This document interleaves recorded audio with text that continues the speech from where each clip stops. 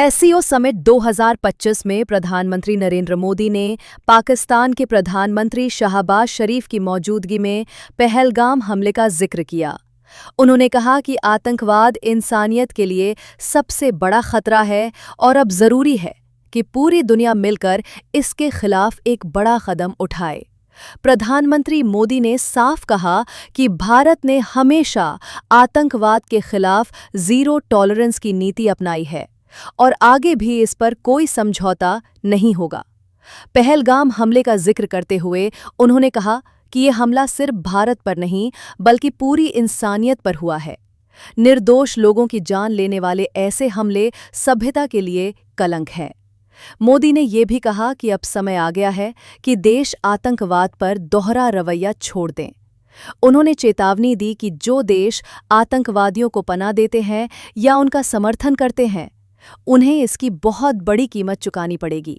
कोई देश, कोई समाज, कोई नागरिक अपने आप को इससे सुरक्षित नहीं समझ सकता। इसलिए आतंकवाद से लड़ाई में भारत ने एकजुटता पर बल दिया। इसमें एससीओ रेट्स की बहुत महत्वपूर्ण भूमिका रही। इस वर्ष भारत ने जॉइंट इंफॉर्मेशन ऑपरेशन को लीड करते हुए अल कायदा और इससे जुड़े आतंकी संगठनों से लड़ने का इनिशिएटिव किया। हमने रेडिकलाइजेशन के विरुद्ध समन्वय बढ़ाने और मिलकर कदम उठाने का भी प्रस्ताव रखा।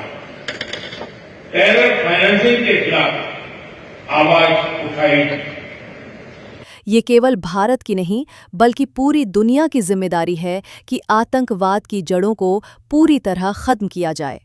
प्रधानमंत्री मोदी के इस बयान का असर पूरे सम्मेलन में दिखाई दिया। कई देशों ने भारत के रुख का समर्थन किया और आतंकवाद की कड़ी निंदा की। मोदी का संदेश बिल्कुल साफ था।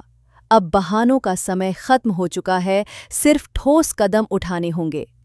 भारत की इस पहल ने एक बार फिर दिखा दिया कि आतंकवाद के मुद्दे पर भारत कभी पीछे नहीं हटेगा। पहलगाम हमले का मुद्दा अंतर्राष्ट्रीय मंच पर उठाकर प्रधानमंत्री मोदी ने ये साफ कर दिया कि भारत दुनिया को इस विषय पर एकजुट करने में कोई ढिलाई नहीं छोड़ेगा।